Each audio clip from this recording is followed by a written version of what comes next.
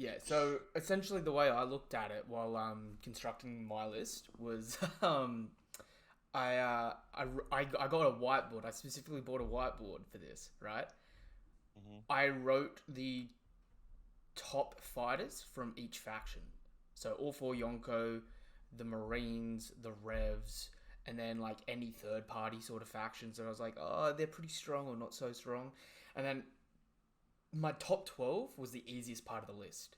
Like top 12, I was like, okay, it's, like Of they're, course, but you kind of think about that, right? yeah, Like you always think about who you think is the strongest of the strongest, but you don't really think about like, is how strong is Ivankov, yeah. relative to Magellan? It's like you don't think of that. So, so like from 1 to 12, they're all interchangeable. Any one of these people could be the strongest, but like low key, we've all got our biases and we've all got like what's been spoon fed us in the story to like be able to Hmm. put it in a certain order. You know what I mean?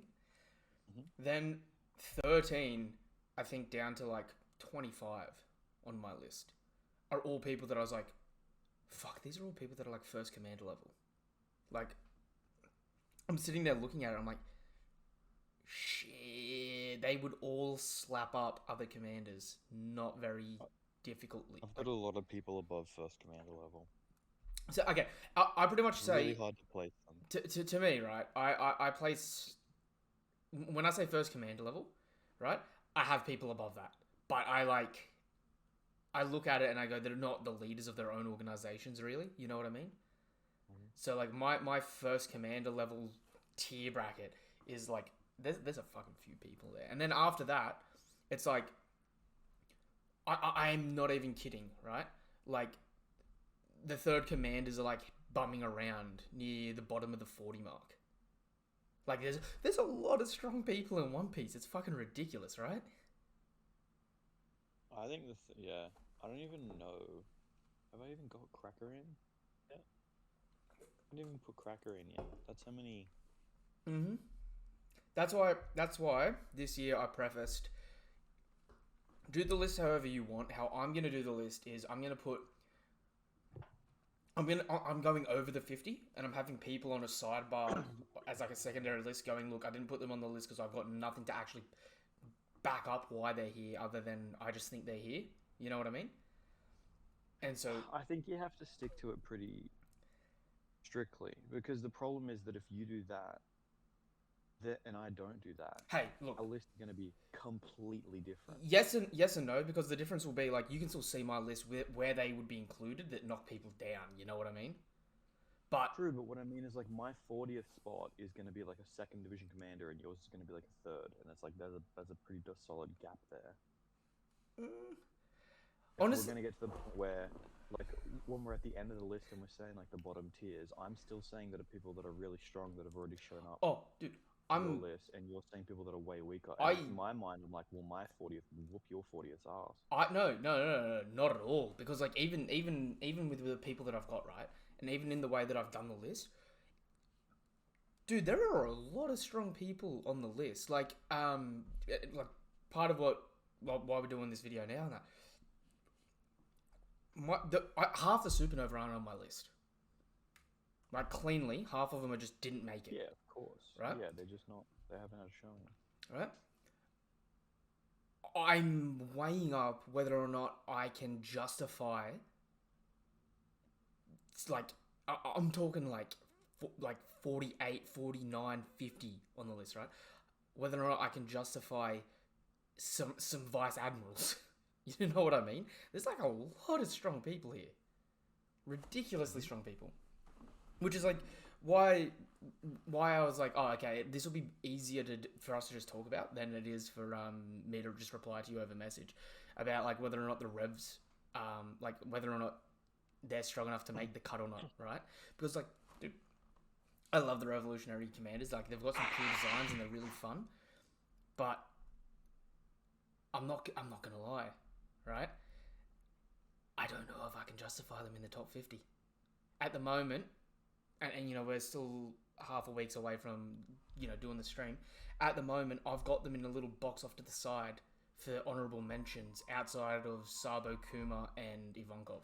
And even then, Ivankov is like skimming in down the bottom of the list. Okay. But why? Why don't you place them on the list? Because, okay, first things first. So here's like, just give me some examples of the people that are at the bottom or fighting to be at the bottom of your list. The Germa. Top 3 Germa.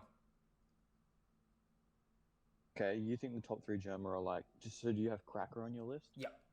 Cracker is You think the washing top them. 3 Germa are like below Yep. third division? Yep. Then again, though, Cracker, like, realistically, based on the story, we've got to put Smoothie above Cracker, but based on showcasing, Cracker has been so much more formidable than Smoothie on screen.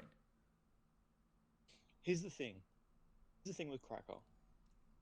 He has really good armament haki. Mm-hmm. He doesn't have, as far as we know, any kind of advanced haki. I mean, he's got armament haki and he's got basic Rio. Like, he can imbue objects with haki. He can imbue objects with haki, but only to an extent that it hardens. His haki's strong enough to cut through Gear 4. His basic armament haki is strong enough to cut through Gear 4. Yes, but all you have to do to cut through someone is be equal to them in armament haki and then have a blade. No. Doflamingo was equaling Luffy with armament haki, and then Doflamingo tried to cut Gear 4 multiple times, and it would not cut him.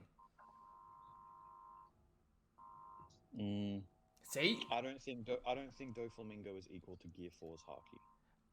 Gear 4's haki is no different to base Luffy's haki. It's just like it's the same haki. You know what I mean? It's just he's punching faster and stronger. But even then, Cracker... Okay, in the manga, Cracker's equaling Gear 4 perfectly. If anything, he's overpowering it because he can do the numbers aspect, right? If we take the anime for power scaling, which I don't, but if you want to be one of those people that takes the anime for power scaling, Cracker without the Biscuit Soldier was tagging Gear 4 and overpowering Gear 4, just him as a person.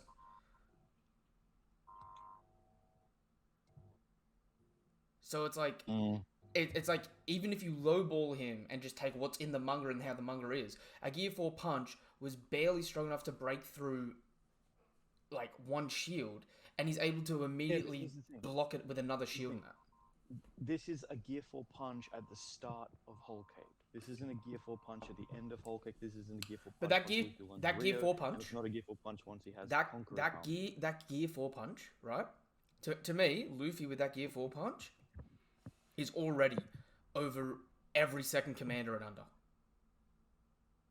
Like, the only reason he struggled against Cracker is because in terms of how Luffy fights, it's a bad matchup, right?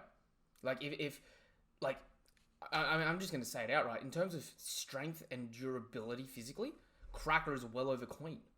But the difference is I feel like Queen's lasers could bypass Cracker's biscuit. Just because we haven't seen anything physically block lasers in One Piece to that capacity. You know what I mean? I think you've consistently overhyped Cracker since his showcasing. I think his showcase... He was... I just think I think it is cleanly that not all commanders are made equal. I think that the time where we could sit back and say, yep, the commanders are all equal and this and that, I think that ship has sailed with just definitively poor showcasings for some people. I mean, at this point in time, Jack is trash. Jack has terrible portrayal in the series. He started off with so much hype around him, and he did not live up to it on screen. I agree with that to an extent, but I mean, you could always make the argument that he's just fighting people that are really strong. I mean, you have someone like Carter who genuinely said it's not because you're weak, it's just because they're strong. Yeah. But then again, like, even, like... So what I was going to reply to you when you'd sent me that message, right? First thing was first, I was going to say, like... Jack was over Neko Inu and Ashura Doji. I didn't used to think that. Going back and re-looking at the chapters, he's over them. Like, he's cleanly over them in base. Both of their base, like, their 3 bases and his base, right? He's over them. The only time they land hits... with Ashura Doji, got his sword cut and then himself cut. That was what happened after. So what happens there? people that are equal in strength, or at least even similar in strength, when they clash, it's just equal. So No one what? wins But what happened there, right? way Is better. you're saying Ashura cut his sword, right, and like looked better than him, yeah? Yeah, well better than him. What happened there though is Ashura attacked Jack before Jack had even fully gotten into the like ready to fight. He speed blitzes him, initiating the fight, and then in the next panel, Jack comes down and does the same thing to him and completely overwhelms his defense and cuts Ashura the exact same way that he did Jack. The difference was Ashura was on guard, Jack wasn't. Jack got speed blitzed. At the time, I believed Ashura was dicking on Jack. Going back and re-looking at it, it's like, no, I can't. I just genuinely can't say that anymore. The Scabbards, like even Ino and Neko, right?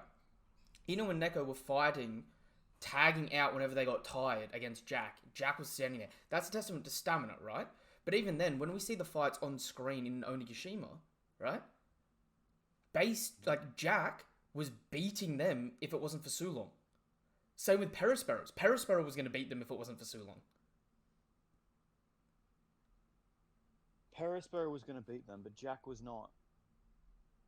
The only reason that Jack was kind of beating, was it Neko? No, it was Inu.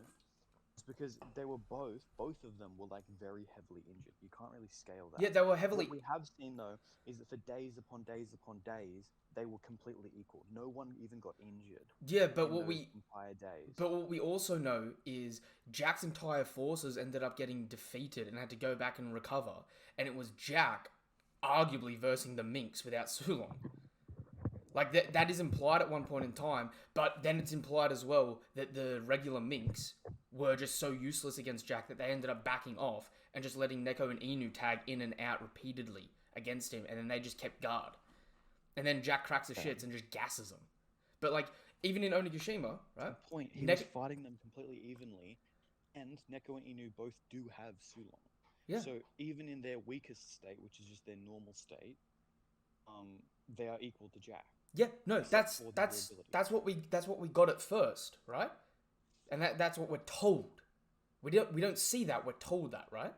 Then we see it in Onigashima though, right? And Inarashi,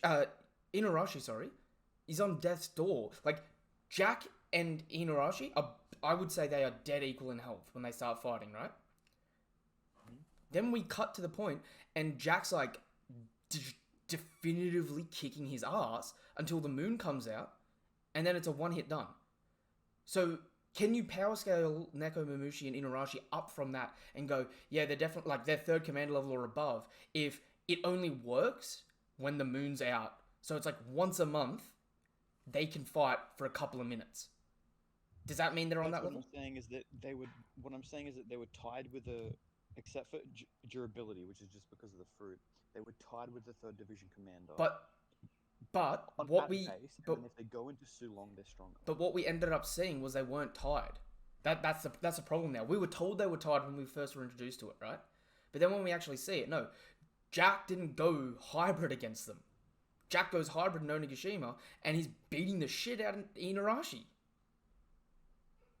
Beating the shit. An injured Jack is beating up an injured Inarashi. You can't power scale basically. No, you can't, right? But if you, like, but the thing is, right, in that situation, based on, they don't need, the fucking first day of the equinox to fight. Jack is over them. That's the problem. It requires Sulong for them to have to take down Jack. It does not require a once a month power up for Jack to beat them though. They may have a long drawn out fight, right? I mean, we know Jinbei and Ace fought for 5 days. We know that Akainu and Aokiji fought for 10 days, right? It might be that same sort of thing for Jack and Neko and Inu, but at the end of the day, Jack is gonna win unless it's the night sky comes out. Because they're around. They can be. That's the thing, though. They can be around the same level, and Jack still be cleanly above them.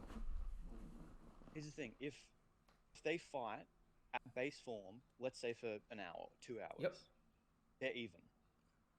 You've seen that they've been even because it wasn't just they were even for a little bit; they were even for days and days and days. But multiple times. But we don't know. But okay, this is what I'm meaning, right? We don't know the circumstance for that because we say they were even because they fought for however much time, right? Luffy versus Cracker took more than a day. Well, it took more than 8 hours, right? Yeah. In that point in time, if you were to be told Luffy fought Cracker for 8 hours, you'd be like, oh, they must have been fighting pretty equally. The reality of that story is Luffy was running away the entire time, eating Nami wetting his biscuits, him eating it and coming back, and then not being able to succeed, running away and doing the same thing again. You know what I mean? Sure, but in this case with the Minx, But that's just pure headcanon. but no. Because It's not pure. no, because every little panel that we saw was essentially Jack's. The background was the same. There was always Minx around them, watching their battle. Everything that we've seen has been Okay, is just just standing there fighting the just same person. just let me make this point, and right? swapping. Because one of the things is we were talking about the durability, right? But with the durability, that what we're not crediting there, right, is Neko and Inu are less than Jack in that durability, whereas Cracker would be equal to him in that durability, regardless of that stuff. That's the point I'm making, right? They can tag a third commander, and they can fight with the third commander. They can hang with him for a couple of hours. Say 12 hours, because we'll do the shifts in that, right? But at the end of 5 days, right? So the time it took Jinbei and Ace to fight, right? Jack's doing that same thing 2-on-1, where they're going out, resting, sleeping, and coming back. Meaning, it takes both of them to hang with his stamina. Whereas the other way around, it didn't. Stamina. That's what I'm talking about. So what I'm saying is that he has the stamina advantage. But They have the Sulong advantage. But when they're both in their base form for just the first, say, 6-8 hours of a fight, they are equal. Yes, but then the point is, Jack would decimate them after that. Because when they would get tired, he doesn't. I agree, but the other point is, if they went into Sulong, they would decimate Jack. Yes, 100%. But the problem there with that is, one, in terms of fight, if they fought every day for 30 days, that means Neko, Mamushi, and Inarashi win 1 day out of 30. You know what I mean? Can you comfortably say that? Get what you mean, but what I'm saying is they're not weaker than him. They fought evenly. They're just not as. But that's what I said. That's what I said though. They can be the same level as him, and him still be completely over them. You know what I mean? It's like if we look at say then let's say that. Yes, let's say the Minx, the dog and cat Minx are equal to Jack, except for stamina, which is what we've been seeing in the story. Okay, the fight that all of the retainers had against Kaido did not last multiple days. It lasted a very short amount of time, which means the cat and the dog Mink in that circumstance were fighting with the level of Jack, with the fighting power of a 3rd Division commander. Then we've seen Ashura Doji essentially at least equal out Jack. I don't want to get into that. Look, we'd have to bring up the panels and everything. Yeah, but let's say essentially equaled out Jack. Yep. Okay. So let's just say that their average is slightly below 3rd Division commander level. Yep. Okay. Like the average of all of those people. Oh, because you could even argue that what's his name? I would the argue one that clashes against Zoro is a little bit stronger than the rest. Denjiro. I would even argue that those 4 are probably the strongest. Then the other 4 are like a little bit weaker by like a little bit of a margin there. And then Kinemon is probably weaker until he goes aggro, and then he's on par with those top 4. You know what I mean? I know that's really hard to power scale, and that's very headcanon-y, and I'm admitting that that's very headcanon-y, but it's sort of... We kind of have to go headcanon-y. But you can admit, right? Kawamatsu, Raizo, Kiku, even Izo, right?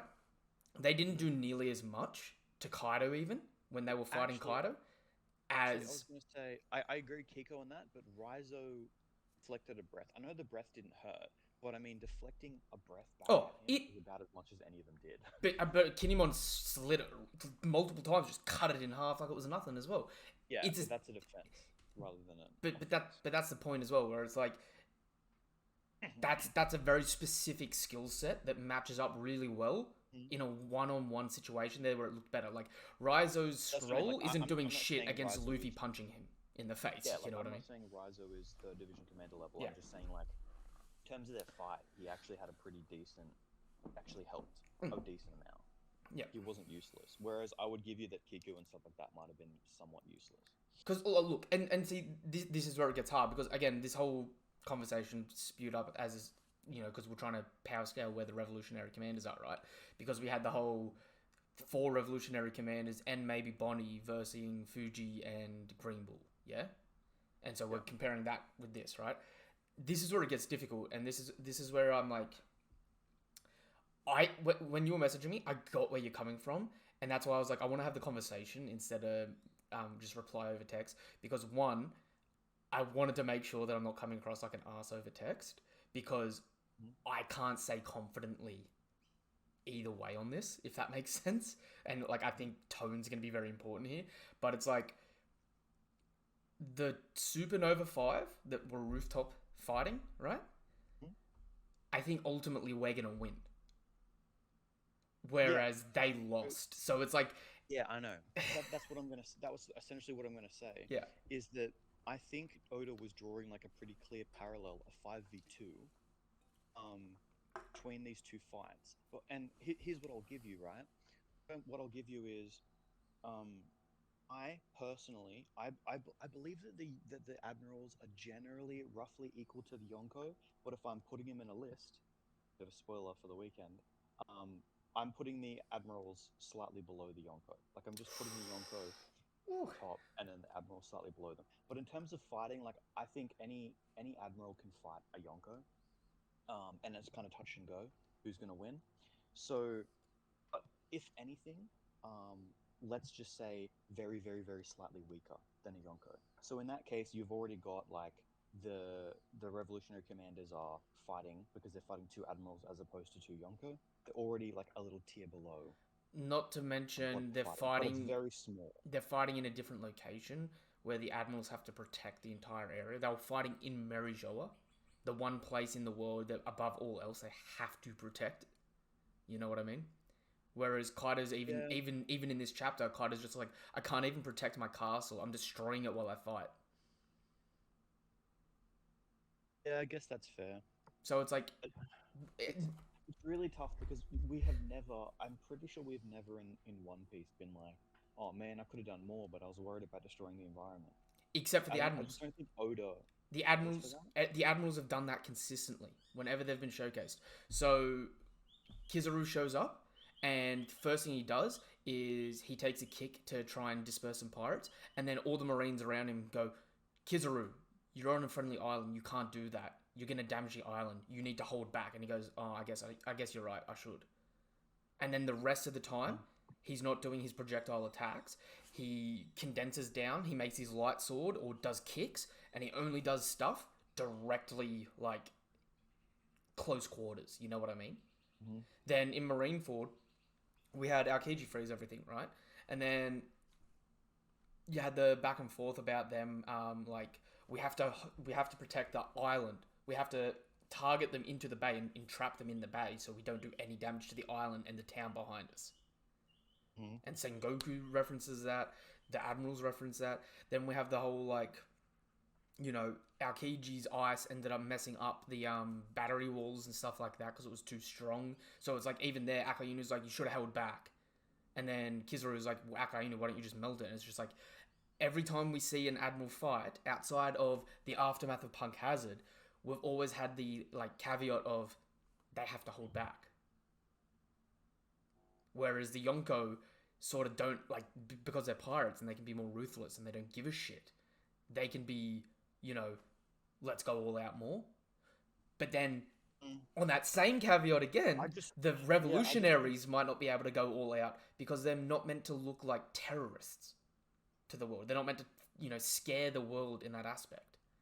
Yeah, that's a big thing, is that I actually don't think the goal of the revolutionaries is just to like assassinate and kill as many celestial dragons as possible.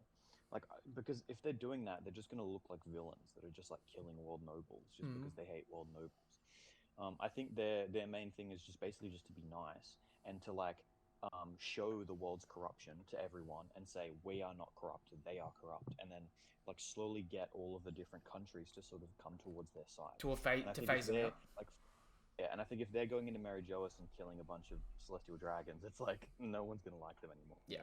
Even the people that are already on their side are gonna be kind of like, "Oh, that was a bit brutal, man." Like they're not warriors; those celestial dragons. Like, Mm-hmm. Which um, again, but so basically, my point is, I'm not necessarily saying that they are um as strong as the rooftop five, right? But my point is that I think it's a fairly direct comparison where it's five people fighting two Yonko slash Admiral level people, yeah. and then five people fighting two Yonko slash Admiral level people. I think in that sense, like Sabo and Luffy essentially representing each other, until obviously Luffy gets the power up. Honestly, And I think that's the whole point with the story is that the only difference between these two things is that Luffy wins and Sabo doesn't. yep. Because at the end of the day, Luffy's going to be Joy Boy, essentially, right? So that's the thing. So I'm not saying that like they're the same strength as Luffy and the Rooftop Five, but I'm saying that they are like being essentially drawn out Yeah, okay. in a So, direct comparison. And unless you think, here's the thing. My point with the retainers fighting Kaido is they didn't do any significant damage to him. All they did was like cause a bit of pain, and he was like, "You but can't even reopen my scar." but So what I would say in that defense, right? So like we've got Fuji that was bandaged up after fighting the, revolutionary yeah. force, right? Mm. And a lot of people took that to go, Sabo injured Fujitora. That means the admirals are so much weaker health wise and that, right? I'm telling you right now, you've seen what Law did to Big Mum, right? After this arc, if she were to win, she's putting some fucking bandages on. Yeah. Kaido's been opened up repeatedly. It doesn't matter if he heals, right? He's going to go home and put some bandages on and just drink. The same thing happened to Jack. Jack was bandaged up from his fight against the Minks, right? And we see him out like after he goes after after Fujitora and that. He's bandaged up, right? Sorry, no, he's not bandaged up. Gets dropped by Fujitora, then he puts the bandages on, right? Comes back to Zoe, and then when Zoe beats him, we see him at the bottom of the water again, and his bandages have come off, and there's no damage to him. So it's like, oh, I've been in a fight and I'm sore. I'm gonna put bandages on because bandages heal everybody. You know what I mean? I don't think it's anything super special. Use that. Yeah, I don't use that as like a way to say that the admirals are like weaker than Yonko. What I will say they're is fighting completely different people. Like I'm saying, like right now, we're trying to figure out how strong these commanders are. So you can't really downplay the admirals for losing against the commanders when we don't know how strong the commanders are. I think how I'm viewing it right now, right, is commander level is very arbitrary. You know what I mean? Like when it was introduced, there's 16 Whitebeard Division commanders. Most people use commander level to say the top 3 commanders, right? I think at this point in time, what we sort of have to understand is like first commander's a standout. Second commander's a bit more of a standout. Third commander, in all honesty, there's arguments to be had, could be replaced by some of the people under them. You know what I mean? Yeah, I get what you mean. And I still think the third commander is stronger than the people under them, but I think part of the reason why Oda's been doing that is because one, it hypes up some of the other people in that. But like the revolutionary commanders, the 4 commanders of the north, east, west, south, right? They're under Dragon, Sabo, Ivankov, Kuma. You know what I mean? Yeah. So it's like we're talking about like the bottom half of the Topiropo.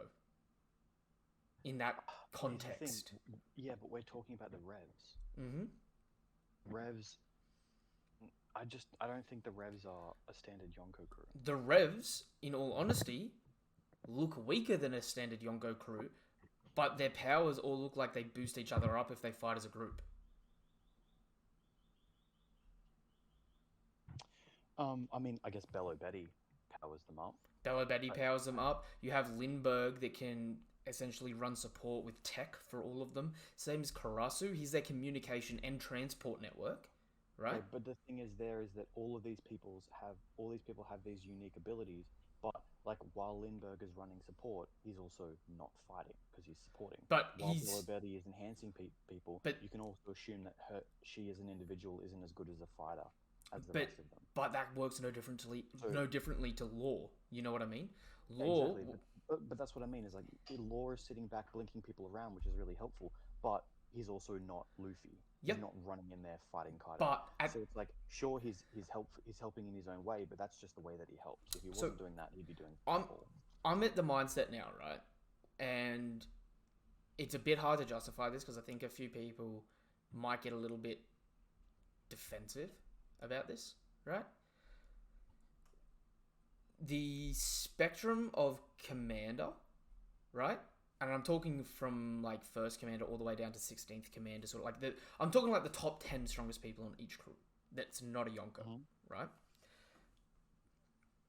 I think every single one of them now, circumstantially, can hurt a Yonko.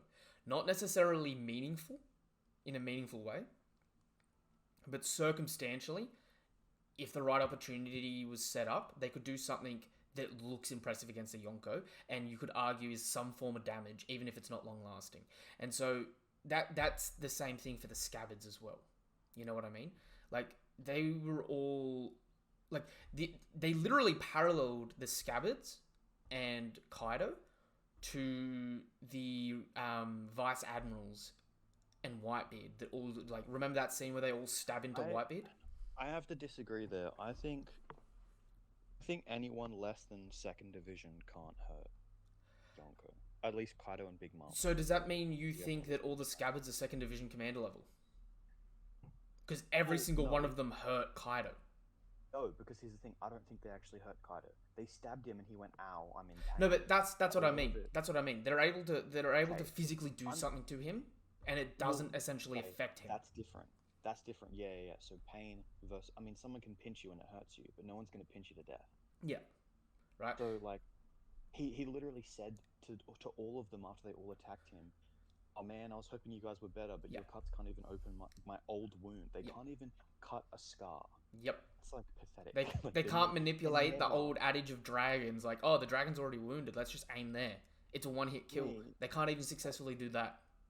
to me, there could be 50 of them and they wouldn't even do But a significant damage to Kaido. But you get what I mean there, where it's like to me the Scabbards, like I said, are not too different to what we saw from those random vice admirals that stabbed Kaido in Marineford. And you know that scene where they shoot the cannonball in his face and there's like I six did. of them hanging in him with I Whitebeard. did, yeah. Yeah, it's like Yeah, yeah.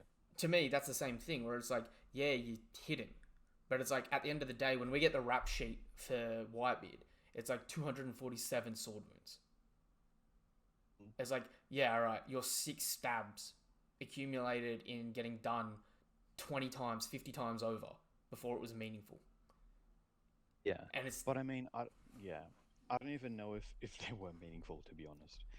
Because you didn't see any issues. Like, I don't know. no, but you know what I mean, right? It's like you still Yeah, wounded yeah. him, you still did damage, and it's the same thing with Kaido, right?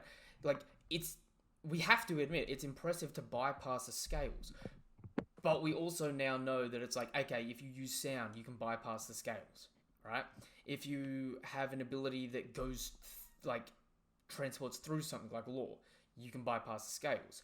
We know that you can crush him and do minimal damage, like Kid bypasses the scale by putting pressure on him. We know that, like, literally every form of damage to be done to Kaido seemingly is more efficient than just punching him. Well, yeah, because I mean, the idea is that you have to be able to penetrate his hide, Yeah, which is an abnormal way to combat someone. yeah. Like, it definitely makes it difficult because, like, looking at the Revolutionary Commanders at the moment, right? Mhm. They are impressive, but we haven't seen enough from them to justify them going anywhere higher than where they are. You know what I mean? And So like, my point, okay, let me get down to like my general point is all seven or whatever of the retainers did genuinely nothing. Not enough to give any bandages to Kaido. yeah, Nothing at all to Kaido. Um, 9v1 is not the however, same as the 5v2. yeah. However, like the commanders, the revolutionary commanders, caused damage to one of the admirals. Therefore, the revolutionary commanders must be above the retainers. And the retainers have, in certain circumstances, shown around about third division commander level. Therefore, the commanders must be slightly above third division See, commander level. let me put it into this perspective, right? We have the retainers who are under third commander level, and the top tier of that can keep up with a third commander temporarily, right? Hmm? With Neko and Inu being the two You that say, can wait, surpass third wait. commander When temporarily. you say can keep up with them temporarily, Yep. that's a little bit I'm talking 12 pushing it hours. anyway. I'm talking like a 12 Yeah, hour, exactly. like, Exactly. You're talking the length of any of these fights, assumedly. yeah. We wouldn't assume that Sabo's fight lasted more than 12 hours, and we wouldn't, and obviously the retainers in Kaido didn't last more than 12 hours. Yeah. So for the factor of this, they can keep up with a third division commander for the duration of the Yeah, fight. for the duration of this conflict, yes.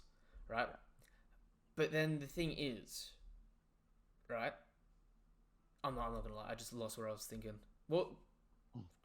Can you give me a playback? What was I saying like 20 seconds ago? Saying they were slightly weaker, Okay, can keep up with so them. they were slightly weaker, but they can keep up with, right?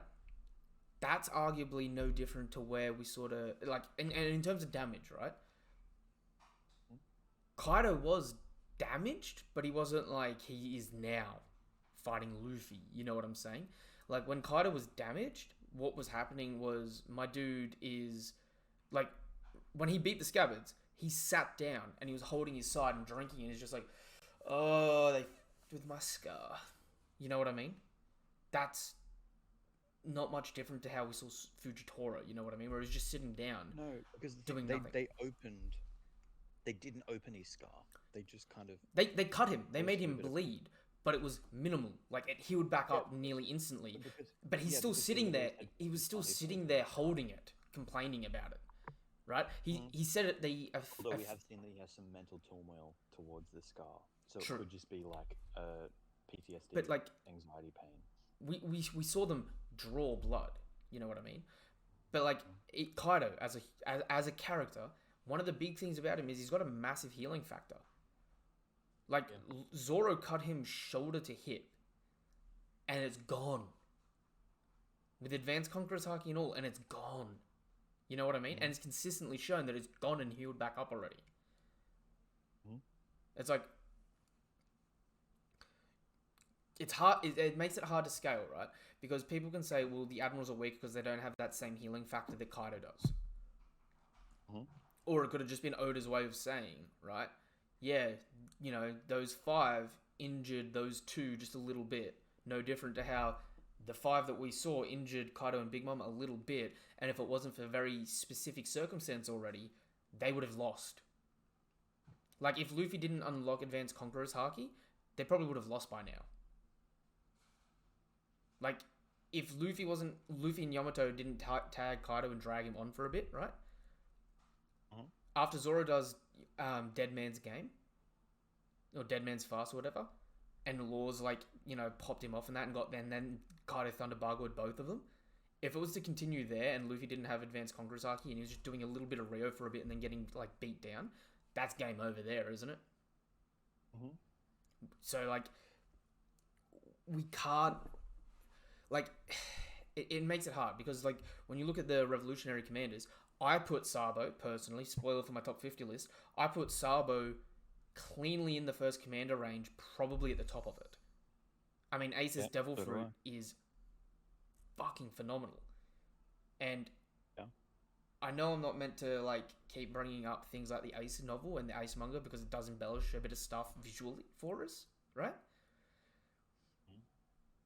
But we're still supposed to take some of that stuff as canon. So with that, I agree. Like I think I might have even put Sabo potentially higher than you put it. But there's potential there. There is definitely potential there because it's like at the end of the day, with Sabo. The thing is that even a first division commander or even like a top tier first division commander, even if they're being buffed by Bello Betty, I don't think they're equal in Admiral. I mean, Bello Betty wasn't there for starters, right? And I agree that buff doesn't put them there because if it did, right, you could go in there 3v2 and win. You know what I'm saying? The difference is here, though, it's like, I mean, first things first, we're assuming in this conversation that Bonnie was involved, aren't we? That's one big assumption that hasn't been confirmed, I'm right? not assuming that. I'm assuming that everyone that we saw at the start of the fight is who fought. I mean, we didn't see the start of the fight. And we saw them like clash, didn't we? Or Nope. like start to go at each other. Nope. The only thing regarding it that we have seen is Sabo, Morley, Lindbergh, and Karasu were there. They were going to go get Kuma back, and right next to Kuma was Bonnie. And then and then we cut to a week later, right?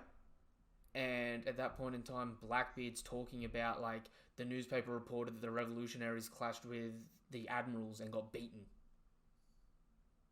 Right?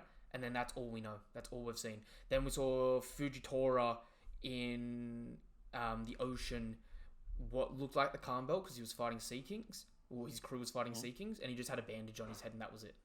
No other injury. For you. He just had a headband. If Bonnie was there, would she do anything at all? Yeah, 100%. Here's the thing: her fruit ages and de-ages people. Yep. Yeah. If she managed to touch someone and age or de-age them, that person's dead. Like that person's gone. 100%. Or they're just not going to get. So obviously she didn't touch anyone. Yeah. She has no haki feats that we can think of. But right. So theoretically, she did nothing in that fight. But theoretically, right? Kid did nothing in the fight that we saw so far. You know what I mean? Outside of running a bit of interference, like even Killer, seemingly on screen, did more damage to Kaido than Kid did. Yeah, but I mean, Kaido, like, he kind of threw him around a bit. Yeah, he threw him around, but like even then, Kaido didn't grunt or anything. By the way, when I placed Kid on my list, I did it with like so much like, ugh, I guess I have to put him here, even though he hasn't done anything. I want Kid to have a feat so bad, but the more I see of him, the more I'm just like, bro, this is kind of pathetic. Like I'm at this point, yeah, I really don't like Kid at this point. I know, but that's the problem. I like him. I like him a lot. I just can't justify it anymore because it's like, at one point in time, and you know, I'm a fucking ass for this, but it's like, oh yeah, Kid has Rio because he left the prison for Luffy to learn Rio because he would already have it, and it would just sort of ruin the story if Kid's already got it and Luffy doesn't. So we're gonna, you know, that's the narrative reason for that. Nah, he had an awakening. Yeah, fair enough. All we know then is Law and Kid went into the New World, and we're just like, oh, we're getting our asses kicked. We better just, you know, double down on our fruit's abilities. At least Law, we've seen use armament haki. We still haven't even seen Kid do cladding. Here's the thing with Kid.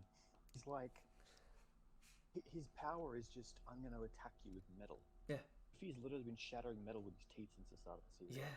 So like, to me, every time I think about Kid's potential, it's like, no, unless he has like god tier armament haki and he can armament haki up his entire metal arms. But even then, the fact that he can control metal is literally just, I can make arms that are big. Dude. You know what I mean? And like, Harakuri can do that with Mochi. Luffy can do that. I just needed this dude.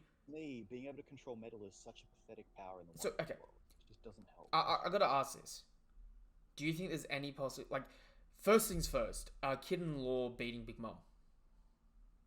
I have no idea. You have no idea? Because my follow-up question...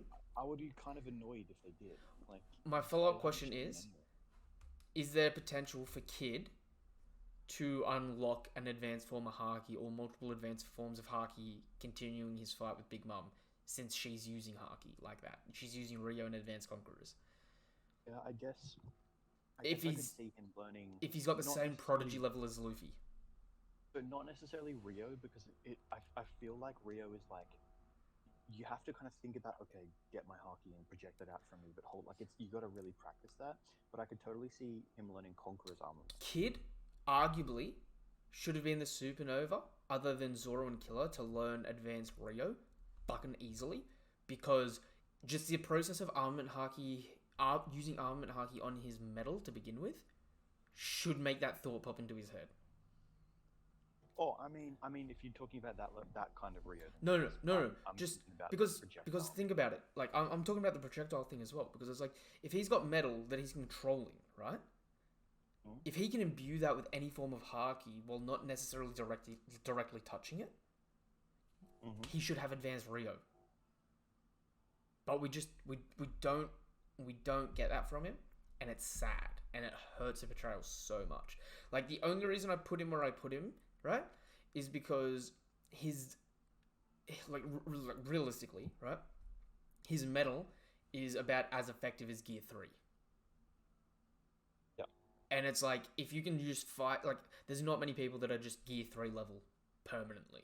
You know what I mean? So it's like, it is really impressive. It's just like, kid coming up against a low gear, he's probably getting his ass kicked at this point in time, though. Here's the problem, though.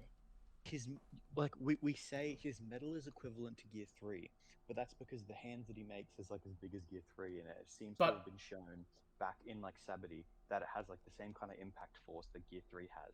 But the problem is that now Luffy could just be way physically stronger. Like, it's really weird see, because the thing is that him controlling the metal isn't a physical strength; it's a fruit moving but it. we also know that It's like, physically, when nerfed with his Devil Fruit, he's physically the same as Luffy because of Udon. yes, yeah. But that's what I mean is that that's what I mean is like even if he's physically the same as Luffy, him controlling it with his devil fruit, how does that work?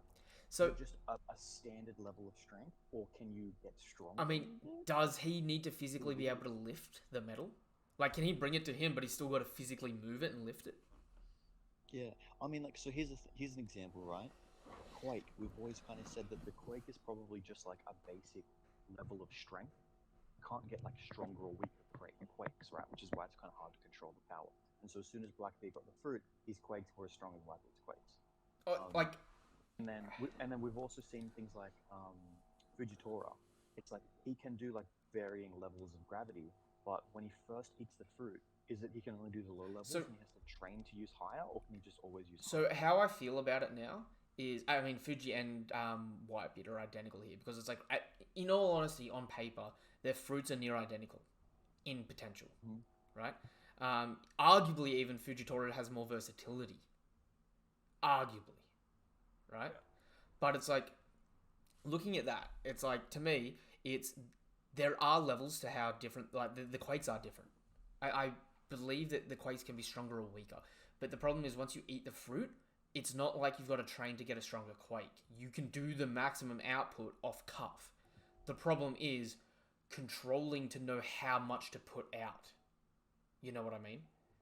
Yeah. Because, like, we saw him do his base attack when he got the fruit. And he was doing what was reserved for, like, Whitebeard flexing on people. You know what I mean? Like, tilting the ocean around the whole island, like, I am Whitebeard, fear me! You know what I'm saying? Yeah. And he just did it off cuff. So it's like, it's really hard there. Especially because, as well, it's like, both the Marines and Whitebeard couldn't go all out in Marineford because they, like, it was asset denial and asset retrieval. Mhm. Like, it was the dumbest place, but also the smartest place to fight in the weirdest way possible. You know what I'm saying? Because it's like, Yeah. if it So, was for, yes, that was kind of where I was getting is like with Kid and his metal controlling, um, then you would assume that how hard he can move his metal around or how fast or whatever you want to call it is the same. He can already move it at max speed. So maybe like his fruit isn't going to develop where he can punch harder with the metal because he's already at max being able to move the metal ability. So unless he just creates a bigger arm that has more mass, seemingly his fruit doesn't get stronger with a punch unless of course he adds haki and stuff to it as amplifiers. Whereas Luffy can just become physically do you stronger know and what? just punch harder. I'm actually gonna take a different route in that thought process to you there. Hmm? I'm gonna say that Kid's fruit works more like laws, where every time he's using the magnetism, it uses a bit of stamina, and he's the reason he's as slow as he is with it now, even though it's really impressive, is because give him, Bad stamina. yeah, no different to Okay. Law. The reason I think of that is because of the awakening. Both of their awakenings drain practically all their stamina, whereas Doflamingo, Katakuri, even non-canon characters like Gildasoro can do their awakening for a prolonged period of time, and it does not cause any issue on their stamina.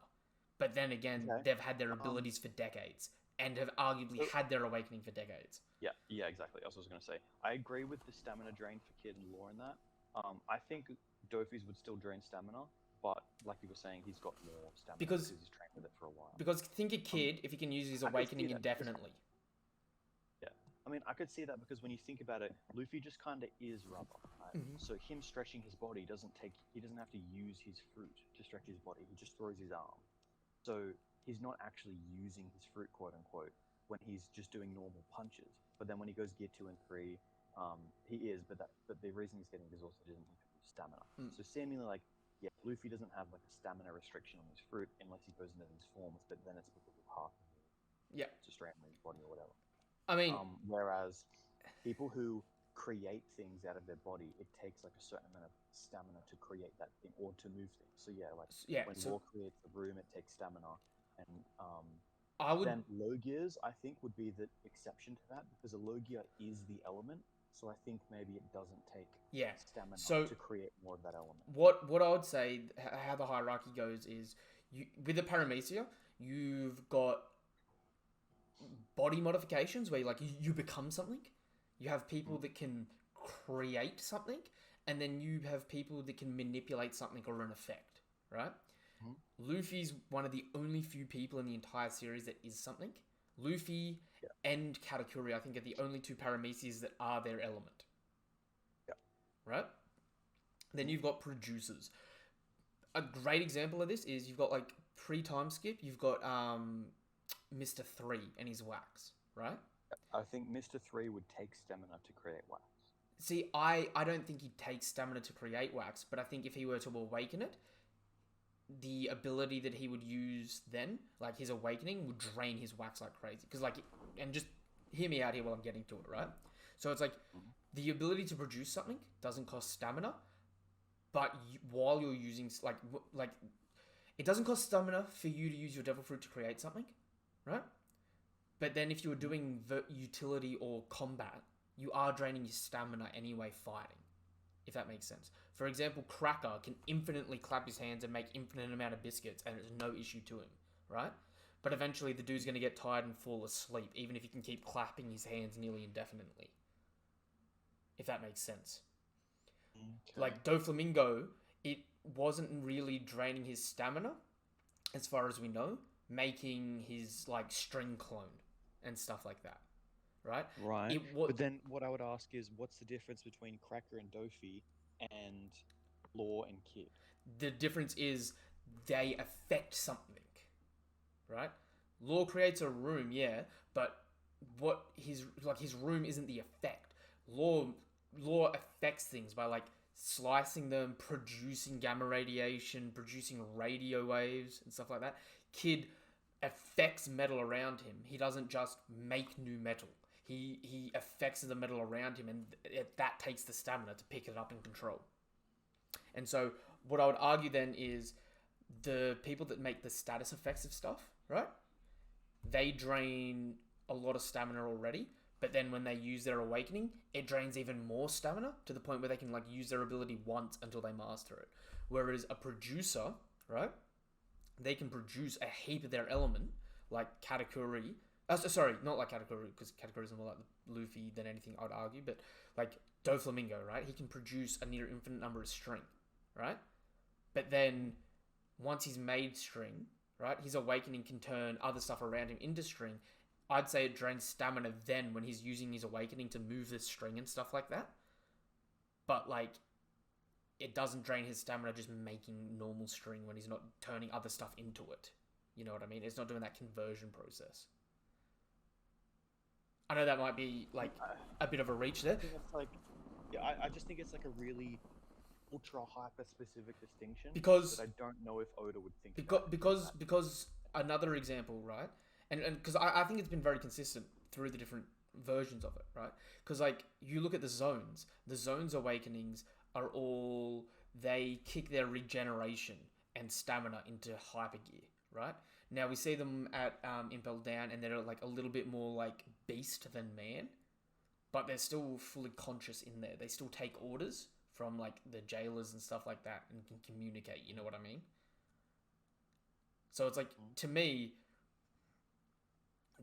at least from what I see, right? Like you might think that Oda hasn't thought of it in that capacity. I would argue that he has, because that's why he's had to make the specification that Katakuri isn't a normal Paramecia as well. He had to be more Logia-esque because he's more similar to Luffy in that line as well. I think that's just because he's creating, without awakening, he's creating mochi that's outside of his body. Whereas every other Paramecia is like, I am this thing, so I can I don't stretch. think he. When does he make Mochi outside of him, outside of the awakening? He's doing like giant punches and stuff. I think he's just expanding, like he's expanding his Mochi that exists, kind of like what Luffy does with Gear 3. You know what I mean? Were there not times when he like had his arm detached, like he fired his arm off before he awakened? Yeah, and then he grew it back. But to me, that's more like what a Logia can do than it is what Doflamingo That's what does. I mean. That's what I mean. That's why he is a special Paramecia. Is because I mean, he can do stuff like that. no, like Whereas if he was just Mochi, I, he I, wouldn't I, be able to do I that. agree, and I get what you mean there. But like that, like he's more in line with Luffy and how Luffy operates than he is with say Doflamingo in that capacity. You know what I mean? Yeah, yeah. So it's like then you take the next step and you go to a Logia, right? A Logia is an element and can control an element. A lot of people want to think that a Logia awakening is that they can permanently affect the environment around them, right? Mhm. I don't know if that's what their awakening is because I don't know if that's actually what happened at Punk Hazard because I think like Aokiji's able to freeze an ocean solid islands apart for a week by literally just flexing his mind. It would not be hard pressed to have a high tier fight where he's doing that every second of every day against someone that's doing the same thing with lava every second of every day for it to just the resulting fight just be that, and that doesn't necessarily have to be their awakening. You know what I mean? Especially when we know that Logias, their devil fruits sort of take on aspects outside of just them and their element as well in some capacity. Like when Ace showed up to Chopper's home village, no snow fell for 2 days. Yeah. You know what I mean? I mean, like, I don't think that you're necessarily like straight up wrong. I just think that it's like we don't know. It's Like, ambiguous, it's yeah. just not Like confirmed. Yeah. I'm speculating here. I'm not saying it as Yeah, fact. that's what I was gonna Yeah. say. It's speculation. Yeah. Yeah, because it's like to me, this the only reason I'm speculating it the way I am is because I think it's consistent. They could drop Yeah. something in the next chapter, and I'm like, oh, I was fucking way off, wasn't I?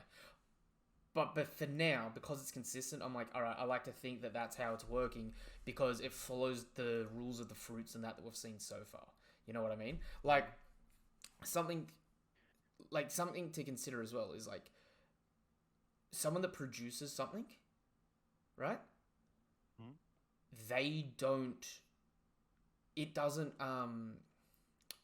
Like if you put sea stone cuffs on someone that's a devil, like that produces something, right? Hmm? Once they've produced something, if you put cuffs on them, the thing that they've produced doesn't disappear. You know what I mean? Yeah. Whereas if you were to do that with someone that causes an effect, depending on what type of effect, the effect disappears.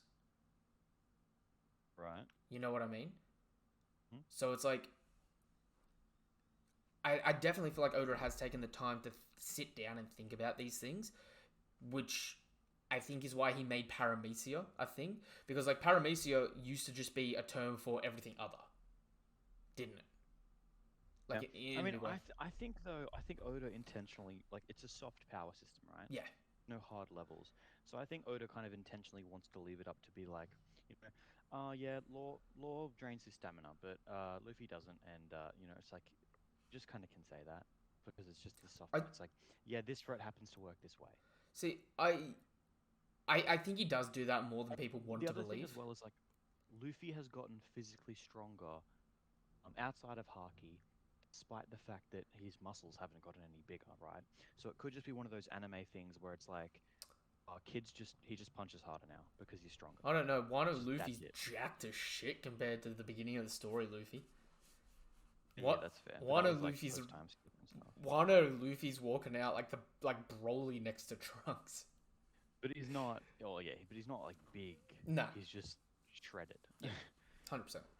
But yeah, like that's the thing is like Oda could totally just be like, kid comes in, let's say there's like a whatever, there's like another 2 year time skip for some reason, and then kid comes back and he's like, yeah, I got stronger, and then suddenly he's just punching way harder. He's like destroying mountains with no haki, and it's like, okay, fair enough, he's stronger. It's like we just accept it. Like even though we wouldn't be like, technically, he couldn't increase the magnetism based on his fruit. Like, we wouldn't do that, No, no. Okay. Question for you then, right? Mhm. Question for you. Since we're talking about the revs and the admirals, right? Yeah. How well do you think the revs went? Like, we know they lost ultimately. Like, Yeah. how bad was it? I mean, I don't think it was bad. Like, I actually think they did like okay.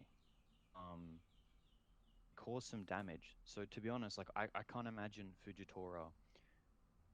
In my mind, Fujitora isn't just like fighting and then he just kind of accidentally goes, "Oh damn, you cut me." It's like they're actually pushing him back for a second. Whether or not it's because they like knock Green Bull away or Green Bull isn't paying attention to like help and then it's like all 5-on-1 or whatever. But like at least seemingly we're able to like even for at least for a second overwhelm Fuji and cause a little bit of damage. And then but they did get beat. I mean, Like we don't know that Green Bull is injured at all. no. So it could be that Green Bull's completely clean and I Fuji just kind of went, "Oh I damn, would say you got Green me. I wasn't Bulls. expecting him to be so quick." I would say after it, Green Bull was a little banged up, but the next time we see Green Bull, he will be clean because again, it's been another week. Yeah. You know what I mean? Like I think they did okay. And well, that's kind of my point is like I don't necessarily think that you should put them at like a super high level. I'm not arguing that they're like super strong. I just mean like at the bottom of our top 50, we have like third division commander-ish people, and I think their feats have been enough, at absolute least, Morley, because Dofi literally considered him one of the strongest people, one of like the world's Mm-hmm. monsters. I think at least Morley has earned enough credit to be put above third division commander. I can't do that because at this point in time, he's like the fourth commander of the Revs, as far as we're aware. You know what I mean? And I genuinely don't. I don't think I have a single fourth commander sitting in my However, list at the moment. that, that doesn't mean, yeah, but that doesn't mean that he's less than third division commander level, True. and also that doesn't mean that he's the fourth strongest on the I Revs. mean, It just means that he's one of the commanders that holds a quarter of the yep. oceans. No, I don't. I don't disagree with that. But it's like it's hard, right? Because it's like, I mean, I mean, like, why? I mean, why would Dofi? Because I'm assuming you've put Dofi higher than third division commander level. So why would Dofi call him one of the strongest dudes and someone that he actually like respects and fears? I think it's hard, right? Because this is where we get down to like skeptical shit, right? Was that Doflamingo's envisionment of what they looked like, or was that Oda's envisionment of what those factions looked like? You know what I mean? If it's Doflamingo's envisionment of it, right? I mean, he put Morley there, but we didn't see King, Queen, or Jack. You know what I mean? We didn't see any first commanders on there or anything like Yeah, that. but I think that's more just because it's like you wouldn't think of King when if you're thinking of Kaido. These are just like separate factions, top tier names. He's probably never seen Dragon. I honestly just think at the time it may have just been Oda just sort of like throwing like I think like because it was Morley. I'm not going to argue that it wasn't Morley on that Throne Wars speech bit. You know what I mean? Mhm. Um, I just think is like Oda doing Oda stuff and just sprinkling some cool strong people in. You know what I mean? Without it necessarily needing to be more than that. Because I'm not going to say like Morley's strong. Morley's going to be strong. He's he's escaped Impel Down and he's a giant. He's one of the only giants we know post time skip, and he's a commander level character in some capacity. You know what I mean? I mean, like, He wasn't just escaping Impel Down, he was just memeing it. He was I like, I'm mean, just gonna make my own little hobby hole and um, chill. at this point in time, right? Because we were talking about this, Hudruden is most likely getting fucked up by Morley, is he not? Yeah, absolutely. So it's like, but it's hard, right? Because it's like the revolutionary commanders outside of Sabo individually don't seem as strong, but they seem collectively to be able to boost each other up better. It's like it's sort of like like Team 7 in Naruto. You know what I mean? It's like you can pick three ninjas from wherever you want, and it's like yeah I pick this, but then like you know, you go in a lot and you verse Team 7, and it's like, even though Team 7 spent most of their time trying to hunt each other down, they still got better teamwork than pretty much every other team. You know what I mean? Yeah. Because, okay. I mean, first things first, it's like, Fujitora is a monster. I mean, we saw him, we don't give enough credit for the fact that he literally just deleted a hole in Dressrosa. You know what I'm saying? Like, he picked an area, even though it was just inside a bar, right? He picked an area, and he made that hole so deep you couldn't see the bottom. He just straight up flattened people down to the center of the earth. You know? It's like, theoretically, you should just argue it's like he could take on those 5 alone, and it would be no different. Especially like they don't seem to be as strong as Sabo. But then on the flip side of that, it's like I know it's gonna be hard to. That's kind of what I was saying. Is like imagine, okay, even if you think, and obviously we don't, but like if you think like Sabo is like can actually like equal out an admiral, even if you give it that, and let's say they've taken out like Sabo's taken out, or is like fighting and equaling Green Bull, Like 1v1, and then it's 4v1 the other. and then all the other 4 are on the other.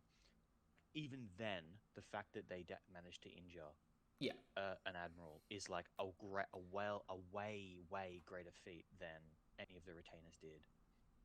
That I could see any 3rd Division commander doing. I mean, if you took the 4 3rd Division commanders and you put them there, I can't see them hurting. I do. Maybe Lucky Roo. Lucky Roo's the 2nd Division commander. Not true. Like, if we had... I couldn't see Yasop. Yeah, you couldn't? Nah, I couldn't see Yasop. You couldn't see Yasop if someone caught Fuji off guard, Yasop getting a shot that just grazed Fuji, and then Fuji's like, I've won the fight, I need to put a bandage on. I mean, yeah, I guess I can, but I also can't see the other 3rd Division commanders getting him off guard.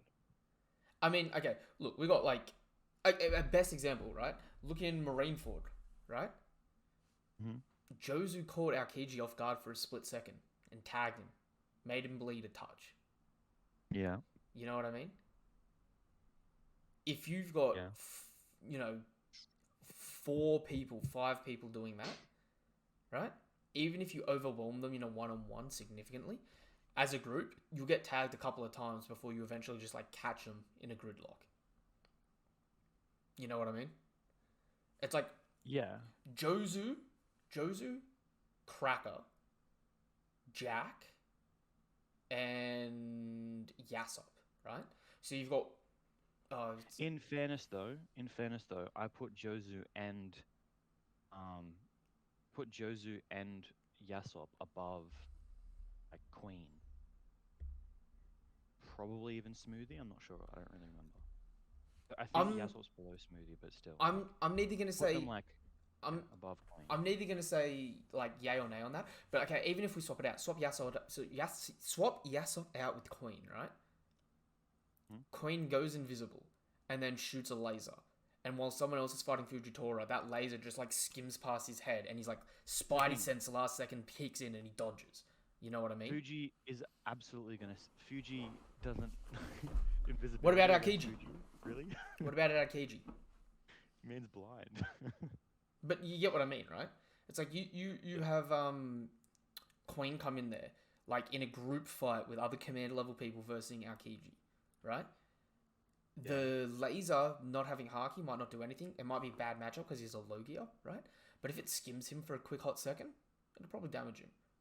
You know what I mean? Like, we saw Kaido's Borrow Breath hurt Kaido, right? To me, one of those lasers from Queen would hurt Kaido, but it just wouldn't do anything super significant. And I guess the point I should say is Fuji having those bandages on his head, I don't think is anything super significant. Because I think Kaido and Big Mom, if they were to win this fight, would do the same thing. I'll give you that. I think a laser, if it hit G directly, would hurt him. I don't think it's anywhere near the level of a Borrow Breath. I honestly, I think it's more potent than a Borrow Breath, but I think Kaido can keep a Pyro Breath out, like keep the output going a lot longer than Queen's laser. By far. Like I said, I don't know if the lasers like when you got to think about it. He can machine gun the lasers. Queen. Imagine Queen, yeah. So imagine if somebody holds down Kaido for a second, that means Queen can essentially machine gun Boro Breaths into Kaido. Yeah. Queen is trash, man. He's not. Queen is probably, out of the 3 commanders, the most impressive beast commander overall. Right? I'm not saying he beats King. More than King. I'm not saying he beats King, but I'm saying just like overall, he's been more impressive than King. I think King is the only beast commander that's even impressive at all. Because like if Queen got like genuinely low diffed. Yeah. Not even mid diffed, like actually low diffed by Sanji. But Sanji got a colossal ass power up for that, and not to mention. True, but I still don't put Sanji over King.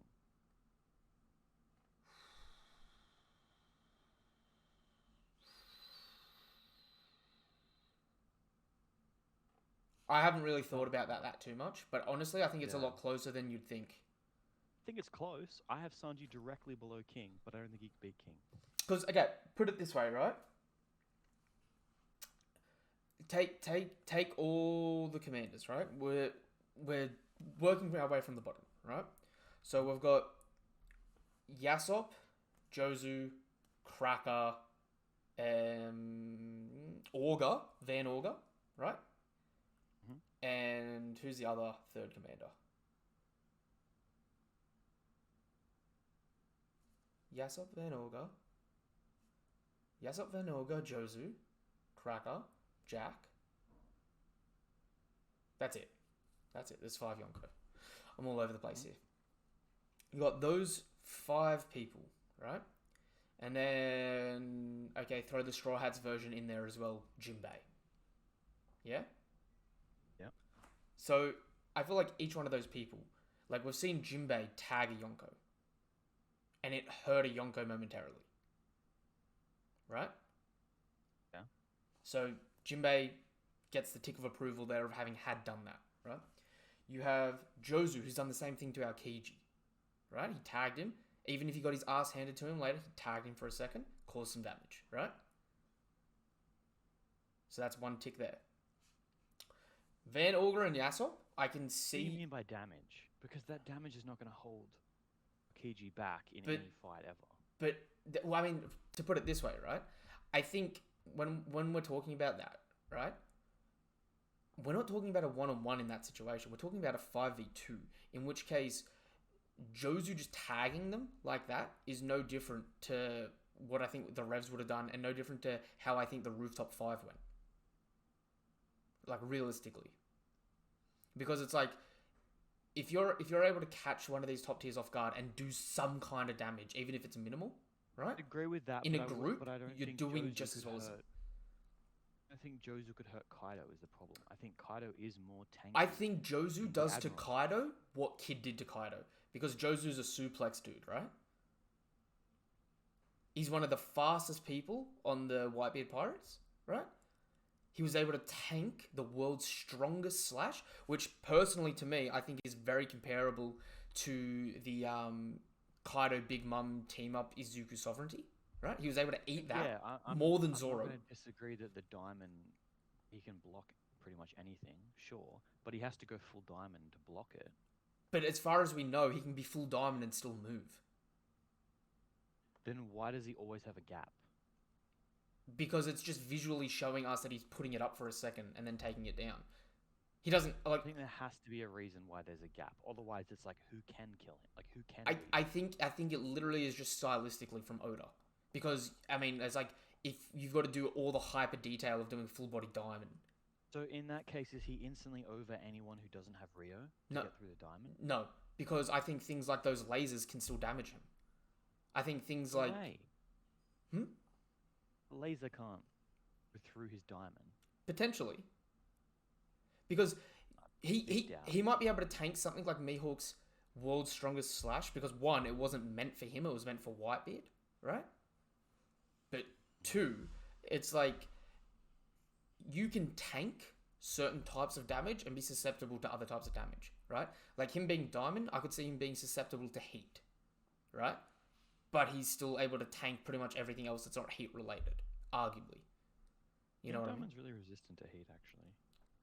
I thought it was the opposite. I thought heat causes it to condense, but it can still crack under like really high temperatures.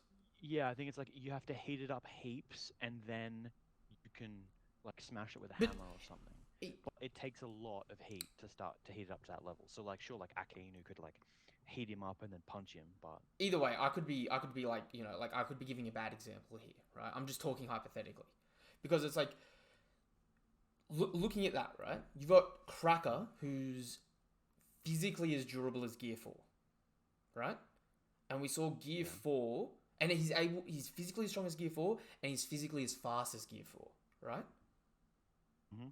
So Gear 4 was able to get a fair few hits in on Kaido, and that, right? And was able to be relative in speed to Big Mom at times, right? So like, even if his attack is kind of trash, you've got Cracker, and like even if like Big Mom and Kaido can do massive area of effect attacks that fuck him up, right? In a 5-on-1, Kaido can make Cracker can make more allies to like run as diversion, and he's still able to like relatively keep up and cause some form of damage there. You know what I mean? I don't think any of those crackers can harm Kaido. I should preface. I don't think they can harm Kaido, right? I think that's just a bad matchup for Cracker there. But like he's able to keep up. He can run diversions and distract. He can defend, right? He can do those sorts of things. And in terms of attacking, there's no reason. Defend. I think a Borrow Breath would blow right through a Cracker, and a Thunderbagua would, and in terms of attacking though, what's to stop Cracker being able to do something that like what Kid did and just suplexing him? Because Kid didn't do anything more than that, and it still managed to hurt Kaido. Same as Jozu.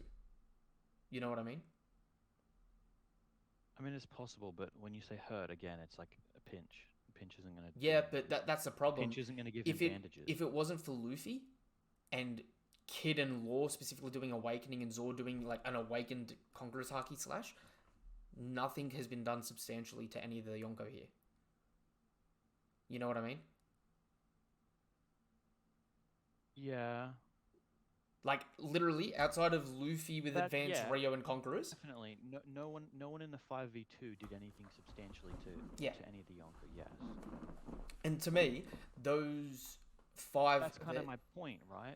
Is the 5v2 they didn't do anything to Kaido. To be fair, Kaido is harder to damage than an admiral would be, because the admirals are like normal humanoids that don't have dragon scales. I mean, but still, they actually managed to hurt an admiral in the 5v2. Yeah.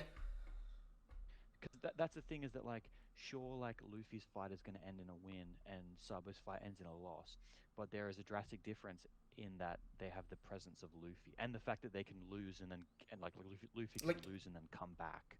Like if we did this fight and you swapped Luffy out with another Supernova or another commander, they lose.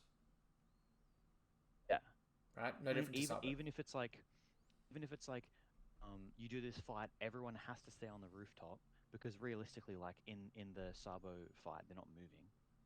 I mean, like at least like the admirals aren't running away. Like they're not going to throw the admiral off the edge. And then... I mean, shit, we don't know, do we? All we know is that they clashed, and the results were some people lost, even though we haven't seen them. And Fuji's got one bandage on his head, and he's clean completely otherwise. I thought he had something on his like arm or leg as well. I thought he had like 2 bandages on. I'll look it up, but I'm pretty sure it was just like a head bandage, or almost like a headband. Okay. He did look like scuffed, but I mean, not like majorly injured. Like it wasn't like, if I don't get medical attention, I'm gonna bleed out. It was never like that.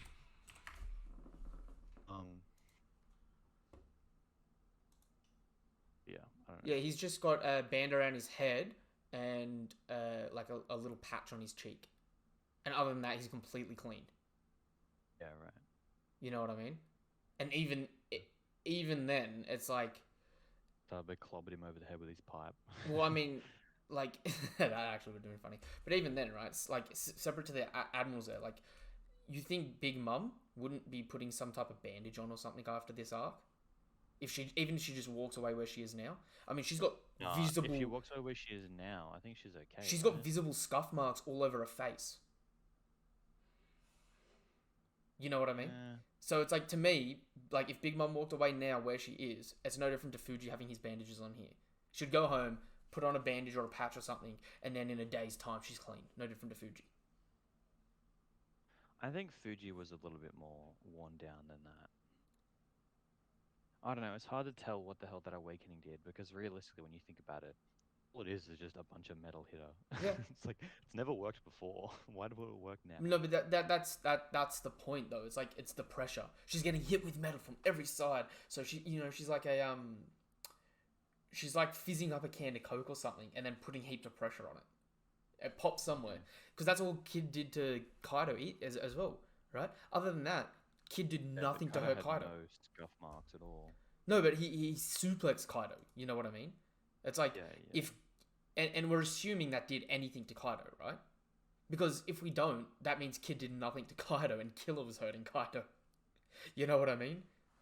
Yeah, I mean, like it like he was like, ouch! It was like a thud. Like I It mean, was... like if I pushed you on over, like if I put my foot behind your foot and pushed you over, when you hit the ground, you'd be like, ow. But you get what I mean, right? To me, Jozu and Cracker are no different to Kid in that situation. Like, you literally could swap Kid out with them, and it would be the same sort of effect. So far. You know what I mean? Except with maybe being able to get rid of Big Mom's homies. But that's just like a matchup thing against another person there. You know what I'm saying?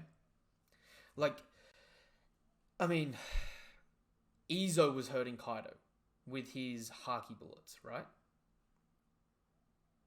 Yeah, that's actually another thing that I was gonna say when I was thinking about this, right? Like, Izo has Haki bullets. Here's a really big thing to think about. Vista is known as the Flower Swordsman. Mm-hmm. Only other flower swordy dude is that old man who has straight up Rio coming out of his hand. Like, not just like basic bitch ass putting a little bit of Haki into your sword, but like projectile kind of Rio, right? Vista, as far as we know, has that but better because he's in his prime. And he's known as the flower I swordsman. honestly don't know because, and like, this may be just blasphemous to you, right? All I can give Vista is basic sword imbuement with Haki. What Zoro was doing in Dressrosa. I give Vista everything that any of the flower swordsmen showed, plus more, because I think he's like the master of that sword technique. I don't even necessarily know if I can put Higoro the Flower over just Zoro doing that though in Dressrosa. What in Dressrosa? Putting Picker. No, just like just black cladding his blade. Like, to me, it's like the flower sword technique. In the manga, it doesn't happen. Like, in the anime, he's got flowers pedaling around and that. But like, all Hyogoro is he's just called the flower because of the bloody hair on his head. Other than that, he's just a swordsman that can put normal, armament Haki on his sword and fight. and also project Rio out of his hand. Yes, he can project Rio out of his hand. It's not the internal destruction Rio that Luffy has. It's just, it's what a swordsman does. Like it is basic Rio, right? But like, if Zoro tried to do the same thing and then you took his sword out of his hand, he'd probably do the same thing. I highly doubt it. You do? I think you have to specifically train to project the Haki outside of your hand without it just leaking out of you. Like, you have to learn how to like create like a little bubble of Haki around your hand. I think that's like a specific ability that you need to do, because otherwise all you're doing is just kind of like basically like kind of just like shooting Haki out of you, and it just kind of like goes out into the air. That's You're kind not of actually condensing it. That's kind of what happens though, except you do it into a sword. You know what I mean? Like, you could argue that maybe Hyogoro's like, in terms of technique with Haki, was a little bit over Zoro. Then that's fine. Like, if you want to do that, but to me, it's like it's the exact same principle of you take the Haki and you flow it through to your hands. Zoro puts it into his sword. Hyogoro normally puts it into his sword, but without his sword, he goes, okay, do you push it past that and not put it in the sword? You know what I mean? I'm not saying that like Prime Hyogoro was stronger than Zoro. I'm just saying that he seen like he my headcanon is that he does like that flower swordsmanship, which Vista does, and then way that he does it, like the techniques that he's shown is that not only does he have sword Rio, but he also has projectile Rio. So he also But has like a certain level of mastery over armament haki that you can only attribute to Vista, but if that's the case. And then the other thing to note is Vista clashed against Hawkeye. Obviously, he wasn't overwhelming him or whatever. But if Hawkeye's clashing against you with his Black Blade, you've got to assume that in order to just defend a couple of, even if it's a casual chilling, I'm just going to fight you for the shits and gigs, you've got to be able to use some kind of Rio I or mean, like amplification on your sword. I mean, the problem is they clash and their swords were touching.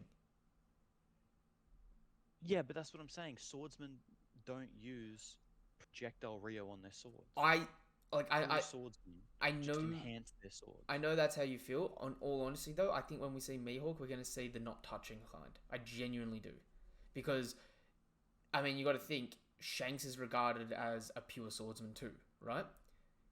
He still has that sort of like advanced Rio that you're not going to touch the blade. Well, I mean, he did it against Whitebeard, but that was probably because Whitebeard was doing it against him, but he And didn't do it against Akainu. I mean, arguably he did, because arguably He the just lava blocked it didn't. with his blade. But the lava didn't just go around the blade either. You know what I mean? There was almost like a barrier there stopping the lava coming further. Sure, but we've never seen Akainu punch someone, they've blocked it, and then the lava's gone around them. I mean, true. You're not wrong there. But okay, just getting to it, right? Like, Vista could have advanced Rio, like as a swordsman. I do not put it past him. I just can't necessarily give it to him because we haven't been told it. We haven't seen him use it, and in terms of it, it seems like he would be capable of doing like an advanced form of Rio based on like the sword technique if he was smart enough for it. But based on his fighting style, that's not how he fights. And I don't know if he's good enough to then do the swords not touching clash. Because I think that genuinely be something saved for armament haki specialists and Yonko and admirals. And my point is, I don't think any true swordsman is going to do the not touching clash unless they're fighting someone who's not a true swordsman, I guess. And I think that if he is the flowered sword guy, and then we've already seen another flower sword guy, and they have Okay. shown advanced Rio, and he's in his prime, Look, then he must have advanced Rio in order to use that sword technique. in your defense, I'll say two things. And then on right? top of that, I think the fact that you can clash against Mihawk means, even if Mihawk is stronger than you, means that you should be able to have a certain level of being able to clash against him. Like when he was fighting Zoro at the start of the series, for example, Zoro, he didn't even bring out his big sword. He didn't need to. Because if he did, he would just cut right through all of Zoro's swords and kill him. I'll say two things then, alright? Number one, I don't know if Flower Sword Vista and Hyogoro the Flower, I don't know if it's the same sword technique, right? I know that you kind of want it to be. It could or it couldn't be. You know what I mean? I think most people believe that it is. Believe that it was like an intentional thing. Because like Hyogoro the Flower, etc. in the anime, it's anime only filler that he produces flowers with his swords. You know what I mean? I get it, but at the same time, like, I don't know. I think the anime is like reasonably accurate. Whereas, you can correct me if I'm wrong here. I'm pretty sure we've gotten the names of Vista's swords, and his swords are named after flowers. Mm-hmm. So it could just be that like Flower Sword Vista because his swords are flower named. Could be, but I'm just saying, like, I'm not in the minority when I. Oh no, I get that. I think vast majority of people think they're connected. I'm just not jumping to the assumption on it yet. The second thing is, I will recede the fact that just because we didn't see him clashing, no sword touching clash with Mihawk, it doesn't mean that he doesn't have it, right? I can't necessarily give it to him because we haven't seen it. But a good example is Kizaru has advanced Rio. We know that Rayleigh has advanced Rio, and they still clashed, like touching. You know what I mean? So like in your defense, I like there is other examples of it happening the same way, where those people we know have those powers, they just didn't use it. Because they're doing like swordsmanship fighting. So It's like, I don't know if, like, for example, with Shanks and Whitebeard, I don't know if Shanks is going up to Whitebeard and be like, oh, let's have a swordsmanship fight. I mean, Shanks versus Whitebeard, that splitting the heavens, that's Conqueror's Haki to me. Advanced Conquerors. That's not necessarily I'm real. talking about the fact that they didn't touch. Well, we never saw them not touch. We did see them touch, if anything. We just saw them split the heavens. Yeah, true. So Big Mum and Kaido clashed, they split the heavens. Kaido and Shanks clashed, they split the heavens. Whitebeard and Roger clashed, they didn't touch and split the heavens.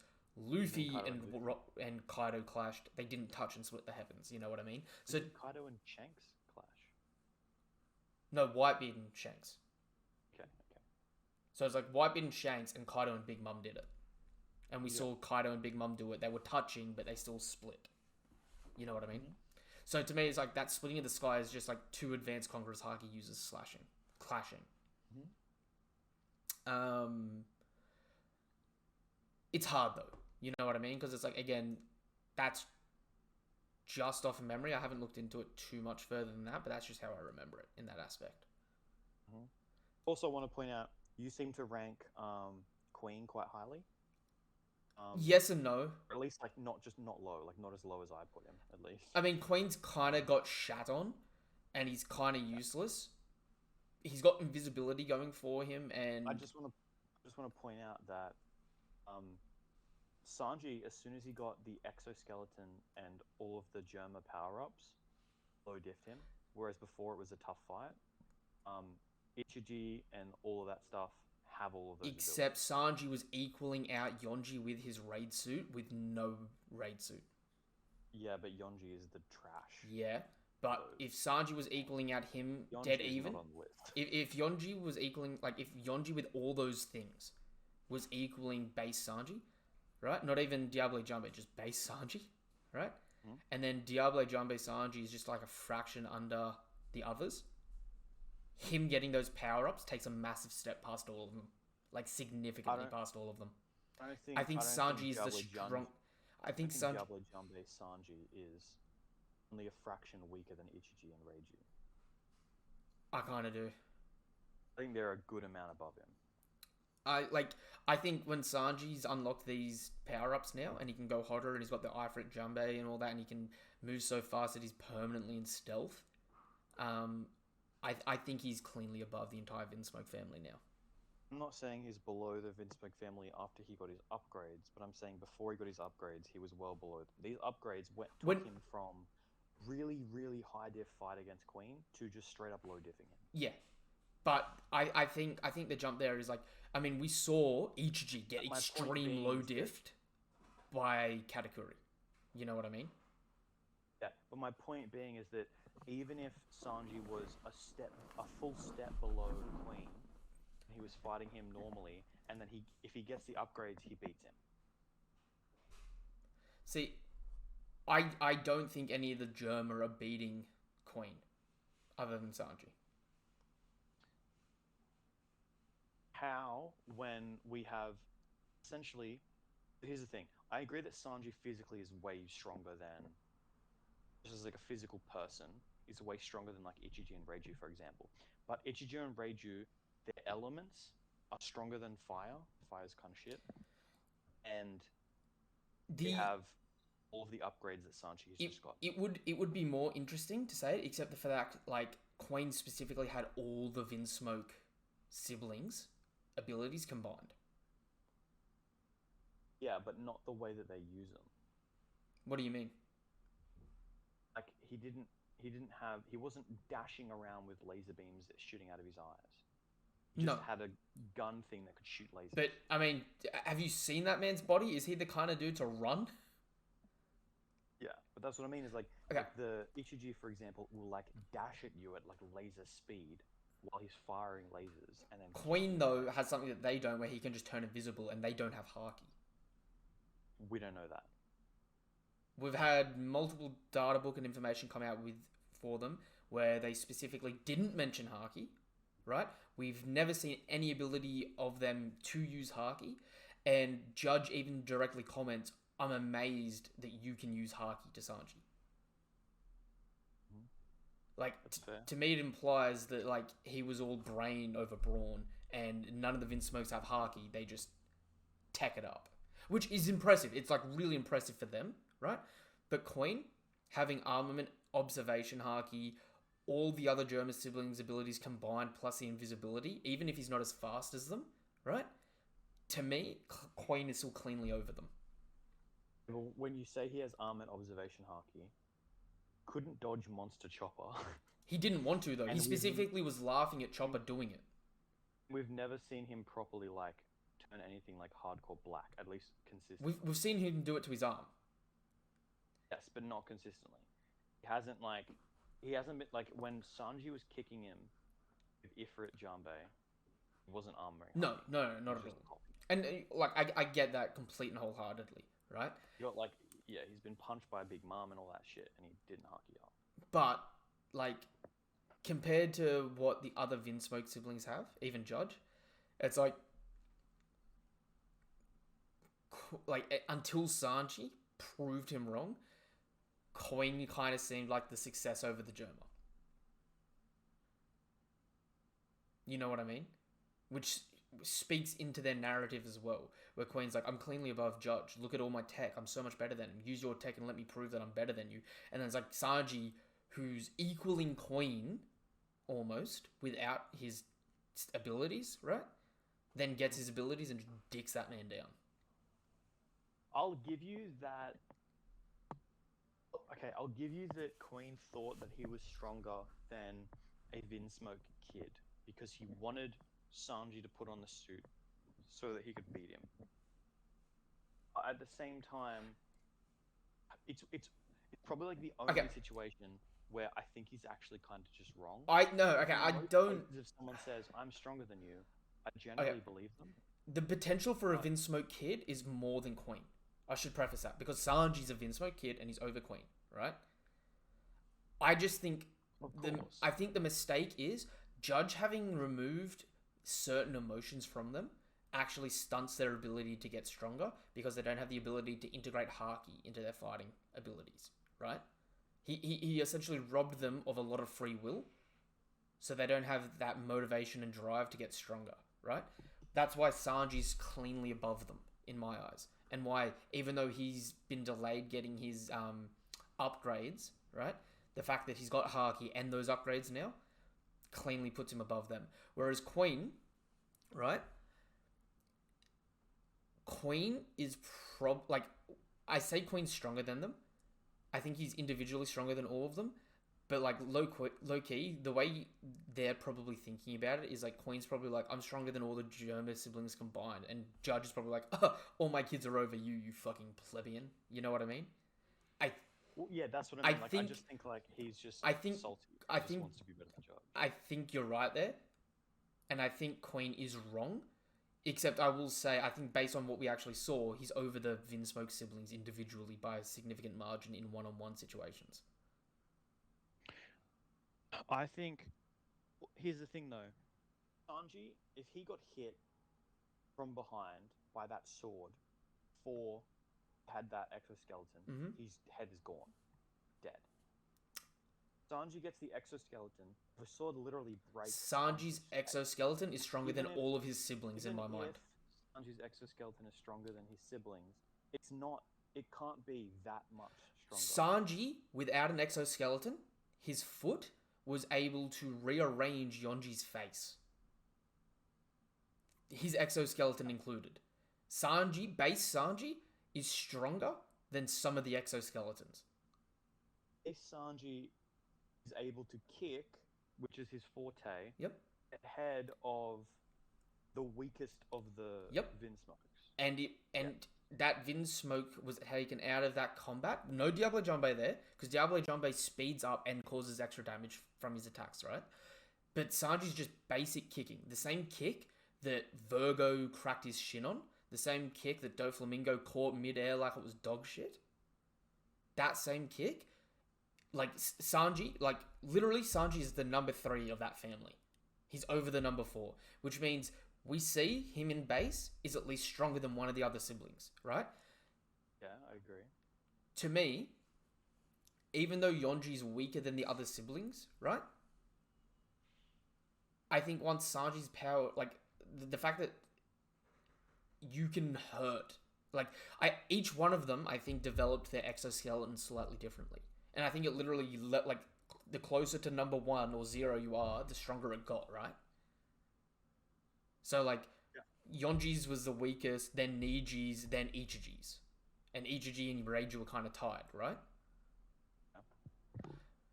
To me, though, the fact that Sanji's already de facto in base with no power-ups, no strengths or anything like that, definitively over one of them. You know what I mean? And the fact that Queen was matching those same attacks relativistically, even a little bit more. To me, like until Sanji started using Diablo Jumbe and stuff like that, to me says that Queen is damaging their exoskeletons because their exoskeletons are inferior to Sanji's and inferior to the damage output that Queen's capable of. Here's the thing. Sanji, before he's got his power up, was fighting well against Queen. Pretty bloody well against Queen. But Sanji, when he was fighting against Queen as well, was also using Diablo Jumbe because without Diablo Jumbe, he was getting overpowered. Sure, but Sanji lost against Judge. Sanji is not. You cannot say that Sanji at Whole Cake was stronger than Ichiji or Reiju. But Sanji after Whole Cake also got stronger as well. Okay, you know what I mean? You say that, but you also just said that Sanji, the Sanji that beat Yonji is the same Sanji that broke his leg on Ogo, by implying that he didn't get stronger. I mean, Sanji didn't win a single fight between those two moments. What did he do at Whole Cake? At Whole Cake, he beat Yonji. That's it. Oh no, sorry. Sorry. Between Virgo and Yonji, Sanji didn't win a single fight, right? Sure. So arguably between those 2 points, he hasn't gotten any development strength wise. Well, arguably he fought against Kofi. Yes, but he landed a single kick and then got one shot by his string. And then Law got him out of it. But like you were saying, if you fight someone who's way stronger than you, you get stronger. Okay, true. So maybe Sanji got a bit stronger through that. All right, I'm not gonna disagree with that. It's just like arguably nothing significant happened there. Then Sanji gets to Whole Cake Island. Sanji fucks around with Yonji, fucks around with Oven, fucks around with Daifuku, right? Fucks around with a bunch of the Big Mom siblings. Then goes to Wano, and then in Wano he proceeds to fuck around with Drake. He proceeds to fuck around with a bunch of other people until he gets to his fight against Queen. All those people that he fought, confirmed Haki users, all those people he was clashing that were relativistically equal to him or above him. Okay, but we didn't see any developments in any kind of strengths among all of those things. No, we didn't. It was just Sanji being Sanji. He didn't unlock any extra level of Haki. His Diablo Jumbe didn't get any stronger until he got the exoskeleton and then started doing Ifrit. Yep. But Sanji with just Diablo Jumbe, when he was fighting Queen equally, was not beating Queen and doing no damage to Queen. He was I wouldn't necessarily say beating Queen, but he was doing pretty well against Queen. He was getting kicks in on Queen, and Queen was literally laughing at him, going, "What the fuck are you doing?" And Sanji's like, "I know these have to be doing something to you." He Diablo Jumbe kicked Queen with the mouton or whatever it was, and burned his stomach, and then Queen was so he did hurt Queen twice with his 2 strongest attacks, right? The grill shot and the Hell's Memories, right? Both of those attacks, I feel like he's probably taking out Niji. I genuinely think that those attacks would bypass their exoskeletons pretty reasonably. Even if I were to give that, Niji is less than Ichiji, and my whole point is that Ichiji and Reiju would be approximately equal to Queen. See, I can't even say. If you're saying that you can't see Sanji's strongest attacks taking out Ichiji or Niji or Reiju. I didn't specify them because I have no idea what their defense is. All I know is that Sanji's definitively over one of their weaker siblings, right? But then we don't know how much they power up from there. You know what I mean? Like, we saw Ichiji. Ichiji's exoskeleton was completely bypassed by just regular Haki Katakuri. Here's my point. Okay, Sanji at Whole Cake, yes, stronger than Yonji. By a fairly decent margin, though, weaker than Ichiji and Reiju. Lost against Judge. Judge, I think, is weaker than Ichiji and Reiju. Honestly, I think all three of them are on par. Like, re-looking at it, I think Judge, Reiju, and Ichiji are all on par. Then it's Niji, then it's Yonji, right? And on top of that, the fight against Judge was fucking him up, but that was also because Judge was using human sacrifices in the fight, and like Sanji and Judge were going pretty reasonably. Then Judge starts doing that, getting the upper hand, and then Sanji literally gives up in the fight. He's just like, it's not even worth it. You were saying to me not too long ago that you reread. Yeah, no, I did, and by how Judge hard Judge just Judge did a lot better than I remembered, right? But a lot of it was right that he was also like doing stuff in the fight that Sanji wasn't okay with emotionally. You know what I mean? It's like there's two avenues in the fight. There's the emotional aspect of it and then the physical aspect of it. In the physical aspect of it, they were going pretty equal, and then Judge started beating him, right? In the emotional aspect of it, Sanji was like torn, and then Judge starts doing some scumbag shit and just essentially gives up. I think what you have is, you have Judge, you have Queen. They were both a part of this Mads group, and they're both warrior fighter dudes. And it seems to me like it would be pretty straightforward just to say that they're equivalent. Yeah, no, it could be, except the problem is I think even if you say that Judge is slightly weaker, I think personally that Ichiji and Reiju are stronger than Judge, because they are specific combatants. I mean, and they were basically created by Judge to be stronger than. I think we always get the three of them put pretty much equally in any form of media that we get. I can see that. Even if you say that they're equal, they were well over Sanji. But the problem. And then when Sanji, even if Sanji got a little bit stronger before he fought Queen, Sanji was still doing fairly well against Queen. I'm not saying that they're not getting some kicks in on Queen. I just think Queen would take in one-on-ones. He's taking the win, and it's a reasonably confident win. Like, you got to remember as well, like the Vinsmokes don't have Haki. Queen has Haki, right? Even if he doesn't use it too regularly, and he's not like he's not what we would probably say is like a semi-proficient Haki user. He's still capable of it, right? He basically doesn't use it at all, though. Do you think he's fucking up those other Vince? Like one big charged up punch. That's about it. Do you think he's fucking up those other Vinsmokes though, with his snake coil poop attacks? No idea. No idea? Do you think he's fucking up the Germa with his missiles? As in his laser beams? Yeah. No, sorry, his missiles, his rocket launchers. But his laser beams too, because that was going to be the next one I asked. Because the laser beams are better than the missiles. I don't think the missiles would do Ichiji would just stand there and eye laser them all. The missiles. Yeah, but that's my point, right? Like, Queen has the eye lasers, but it just comes out of his mouth. You know what I mean? He talks at you and just dusses you. Yeah. You know what I mean? So it's like Ichiji's that's also Queen's like biggest way of attacking. That's essentially his biggest feat. But listen, right? Because it's Ichiji's biggest feat too, right? But the problem is, and this is what I'm saying, right? Ichiji's biggest feat, Queen has. But on top of having Ichiji's biggest feat, Queen also has Niji's biggest feat, Yonji's biggest feat. Plus the invisibility of what Sanji would have had if he was just born and bred a regular Germa. You know what I mean? Okay. He's got the versatility of all of them combined, and because he's got the versatility of all of them combined, it doesn't matter if they were to be arguably physically equal, he would decimate them because of the massive amount of versatility he's got over them. If the lasers are stronger than the lightning, it doesn't help you having lightning.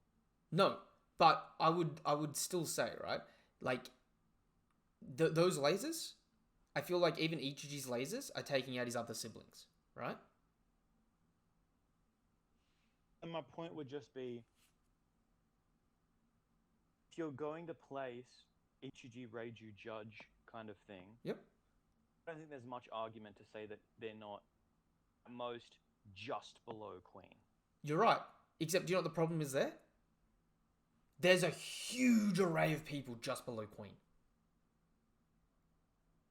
You know what I mean? Well, but I think they can fight Queen pretty amicably. Even if you think that Queen would win at the end, they are essentially Queen level. See, that again, that's the problem. Being able to fight Queen amicably, Jack can do that too for a period of time. I highly doubt that. You do? How do you think Jack would handle laser beams? I think they would be putting holes in him and they'd be hurting him like a madman. Then he'd just die. I mean, he would tank through a few of them and then eventually go down, yeah. Do you think... The problem is that, like, Jack doesn't have any speed feats, so he can't just, like, blitz past them. Whereas, like, Ichiji could just lightning eyes and then... True, but then we don't... Like, any of the other Vinsmokes have no counter to invisibility, do they? I mean, you have DC.